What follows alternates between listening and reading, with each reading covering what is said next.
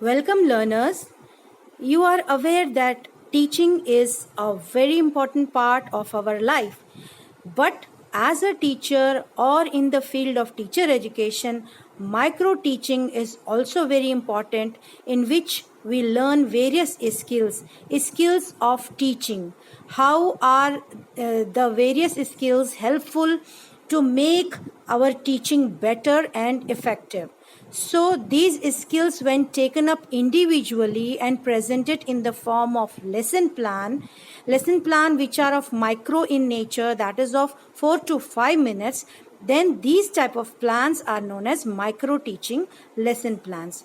So welcome to my channel, learners, all about education, and this is a very important topic for B.Ed, BLed, DLed, TET, CTT, because it comprises a very important aspect of teacher education course.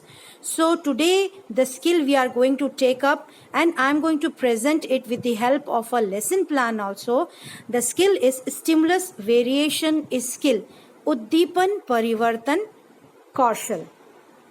So let us see what are those components which are included in stimulus variation skill. As you can see that stimulus, what does stimulus mean? Stimulus या उद्दीपन जिसको हम कहते हैं, this is any action, any activity or agent or whatever situation we are placing before the learners so that it can bring about a reaction, a response from the students. तो stimulus जो है, उद्दीपन जो है, एक ऐसी एक क्रिया होती है, एक ऐसा एक्शन है, एक ऐसी गतिविधि है, एक ऐसी परिस्थिति है जो एक अधिगमकर्ता के अंदर कोई प्रतिक्रिया लेकर आता है, कोई रिएक्शन लेकर आता है, जिसके एवज में जो छात्र है, जो स्टूडेंट है, वो कोई ना कोई प्रतिक्रिया, ये रिस्पॉन्स या अनुक्रिया शो करता है. तो दैट इज स्टिमुलस. तो ऑब्वियस सी बात है कि लर्नर्स, आपको पता होना चाहिए कि as a teacher is very active in the classroom. The more stimulus is there in the classroom, the more active students are. बच्चे उतने ही सक्रिय हो जाएंगे जितना ज़्यादा स्टिमुलस होगा. अब आप ये जानिए कि स्टिमुलस होते क्या क्या. स्टिमुलस सब कुछ होता है. एक टीचर भी अपने आप में स्टिमुलस है. एक टीचर किस तरह से वॉक करता है, किस तरह से कक्षा में घूमता है, किस तरह से निर्देशन करता है, निरीक्षण करता है कक्षा का, किस तरह से ब्लैक बोर्ड को यूज़ करता है, किस तरह से विभिन्न एक्टिविटीज़ करता है, प्रोजेक्ट दिखाता है, मॉडल्स दिखाता है, चार्ट दिखाता है, किस तरह से टीचर बोलता है, how does a teacher speak, how does the teacher present the content in the class, the various methods and methodologies.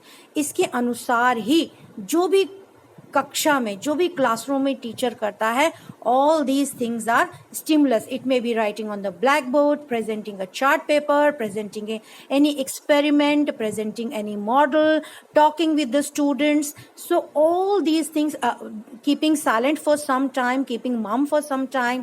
अगर आप थोड़ी देर चुप हो जाते हैं तो वो भी बच्चे आपका मुंह देखने लग जाते हैं कि टीचर चुप क्यों हो गई. तो ये भी अपने आप में एक क्रिया है जिसकी प्रतिक्रिया आपको तुरंत बच्चों के चेहरे पे देखने को मिलती है. So there are various stimuli we use in the classroom, but the components, the basic components taken here, as you can see, are body language, use of appropriate gestures, modulation of speech, participation of students, centralization or focusing, use of pauses or silence, change in audio video sequence, and changes in teacher student interaction. Now here I have presented in Indian language, that is Hindi also. Body language means how you move your body, walking, standing, bending, writing on the blackboard, the posture of your body while writing on the blackboard. किस तरह से आप अपने शरीर का संचालन करते हैं, चलते फिरते, देखते, लिखते समय. यूज ऑफ एप्रोप्रिएट जेस्चर्स, किस प्रकार से आप भाव भंगिमाओं का, आप अपनी भाव मुद्राओं का प्रयोग करते हैं. How do you stare at the students, how do you smile at the students, how do you point your fingers at the student, how do you use your hands, your legs. So these are gestures. Then modulation of speech, how you are strict when you are speaking, how you are flexible when you are speaking. जो आरोह अवरोह होता है स्वर में, आवाज में, स्वर में जो उतार चढ़ाव होता है, कभी आप तेज बोलते हैं, कभी धीमे बोलते हैं, sometimes your pitch is high, sometimes your pitch is low, loudness is less, shrillness is there. So this is modulation of speech. Then participation of the students, how the students interact with the teacher, how teacher interacts with the students, how the students interact with each other. छात्र सहभागिता, छात्र teacher के साथ आपस में किस तरह से कम्युनिकेट करते हैं, अंतःक्रिया करते हैं. Then focusing on the content, इतना ज़्यादा स्टिमुलाई न दे दें, इतना घूमना फिरना प्रेजेंट करना इतना ज़्यादा ना हो कि जो हमारा कंटेंट है, जो टॉपिक, जो प्रकरण हम पढ़ाने जा रहे हैं उससे हम भटक जाएं. So the teacher must be focused on that topic only. बीच बीच में टीचर को थोड़ा सा शांत भी हो जाना चाहिए, चुप हो जाना चाहिए, मौन रखना चाहिए. एक विराम, आपने देखा होगा कि जब हम कोई पाठ पढ़ते हैं तो उसमें विराम चिन्ह होते हैं जगह जगह. तो there are pauses, because pauses help the teacher as well as the students. The pauses help the teacher to regain his or her posture, regain his or her position. बच्चों को भी मौका मिल जाता है सोचने का, आंसर सोचने का, रिस्पॉन्स सोचने का. फिर चेंज इन ऑडियो विजुअल, कभी दिखाएं, कभी बोलें, कभी समझाएं. तो ये बदलाव होते रहना चाहिए, श्रव्य दृश्य क्रम में परिवर्तन होते रहना चाहिए. और लास्ट में changes in teacher student interaction, यानी कि कभी शिक्षक बोले, कभी छात्र बोले, कभी छात्र बोले, कभी शिक्षक जवाब दे, कभी छात्र को छात्र से बात करने का भी आप परमिशन दें, तो एक अवसर दें, डिस्कशन का अवसर दें. तो ये सारी चीजें एक स्टिमुलाई के तौर पर काम करती हैं. दे एक्ट एज स्टिमुलाई, ये उद्दीपन के तौर पे काम करती है. ये क्रियाएं सब एक प्रतिक्रियाएं के लिए प्रयोग होती हैं. तो ये लर्नर्स आपके कुछ कंपोनेंट्स हैं, तत्व हैं, स्टिमुलस, वेरिएशन, स्किल, उद्दीपन, परिवर्तन, कौशल के. अगर आपको मेरा ये वीडियो अच्छा लगा हो तो जरूर लाइक करें, शेयर करें. और अब मैं आपको बताऊंगी कि किस तरह से हम इसकी एक छोटी सी पाठ योजना बना सकते हैं. आप देख सकते हैं यहाँ पर कैसे एक फाइल का पंच लिया गया है और लेफ्ट हैंड साइड में, राइट हैंड साइड में, यानी कि जो आपका दायां हाथ का पन्ना है उसमें हमने पंच पेपर पे लिखना शुरू करा है. और आप देख सकते हैं कि किस तरह से इसको हमने प्रेजेंट किया है. और सबसे पहले यहाँ पे कंपोनेंट्स लिखा है. Depends what language you are using. If you are using Hindi then write the components in Hindi. तत्वों को हिंदी में लिखिए. और ये सारे तत्व जो अभी मैंने डिस्कस करे वो लिखे हैं. आप देख सकते हैं कि टाइम इंटरवल जो लेसन प्लान का होता है वो 5 to 7 मिनट होता है. और आप देख सकते हैं यहाँ पे प्रकरण लिखा हुआ है, ऊपर डेट के लिए जगह छोड़ी है, और ये आपके सारे तत्व हो जाते हैं. तो इस तरह से ये आपका चैप्टर तैयार, लेसन प्लान तैयार हो जाता है. यहाँ पे जो भी स्किल, कौशल आप बना रहे हैं उसका नाम लिखेंगे. तो ये आपका पहला पन्ना हो गया. फिर आप लर्नर्स पन्ना पलटिए. अब आप बाएं हाथ के पन्ने पर इस तरह से अपना लेसन प्लान, अपनी पाठ योजना, माइक्रो लेसन प्लान, सूक्ष्म पाठ योजना शुरू करेंगे. तो यहाँ पे स्किल लिखा हुआ है, फिर सब्जेक्ट लिखा हुआ है, फिर टॉपिक, वही चीज रिपीट की गई है, और 5 से 7 मिनट.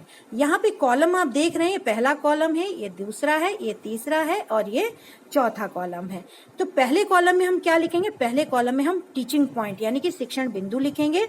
उसके बाद आप देख सकते हैं कि दूसरा कॉलम हमारा प्यूपिल टीचर एक्टिविटी है. प्यूपिल टीचर यानी कि जो छात्र अध्यापिका प्रैक्टिस कर रही है, ये उसकी क्रिया है, तो इसको कहते हैं छात्र अध्यापिका क्रिया.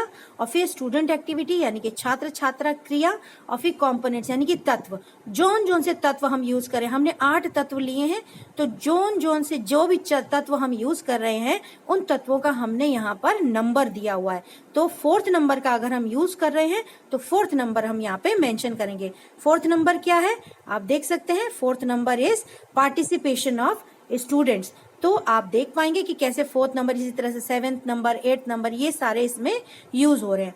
तो आप देख पा रहे हैं कि यहाँ पर क्वेश्चन पूछा टीचर ने, list down the different animals और plants present in the following table. यहाँ पर जो आपको लिस्ट है वो प्रदर्शित की है. यहाँ पे टीचर ने क्या किया है, बोर्ड पे लिस्ट बनाई है.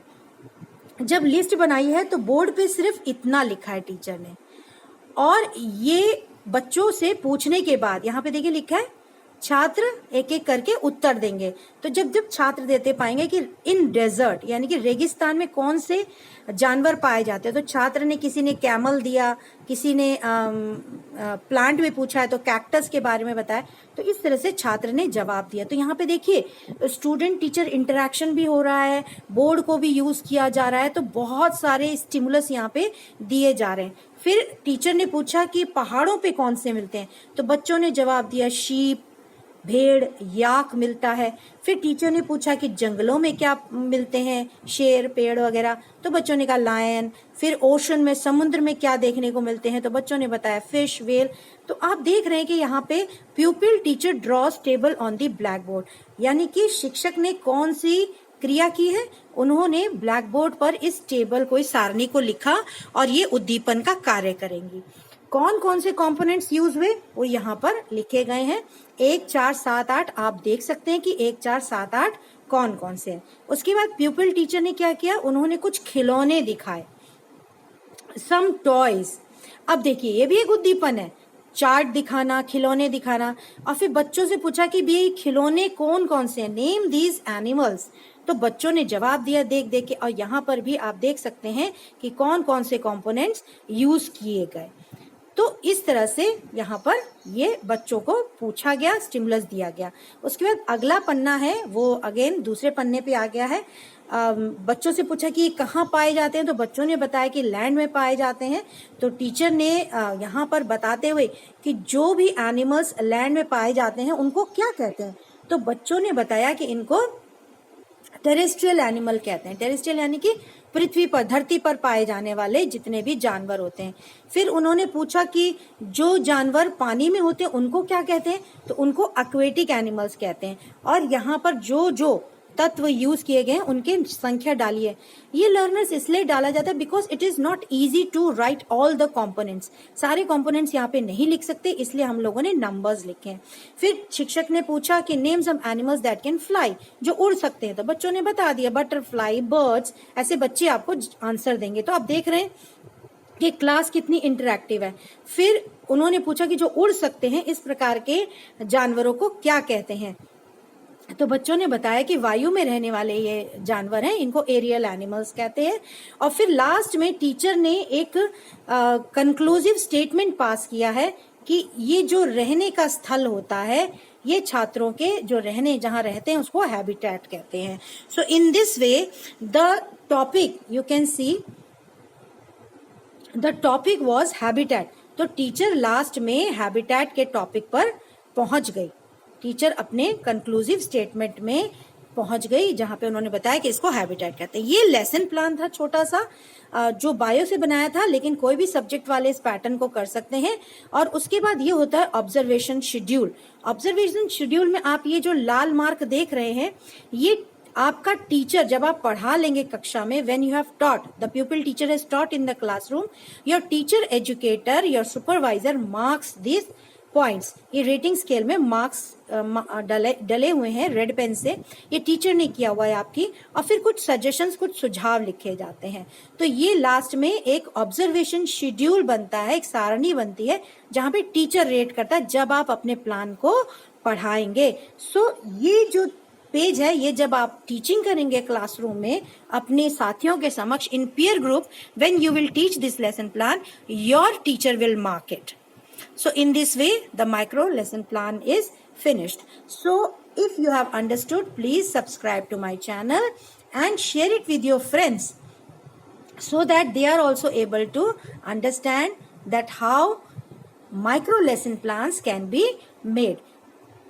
So friends, thank you for watching and keep watching my channel for more such topics. Thank you all.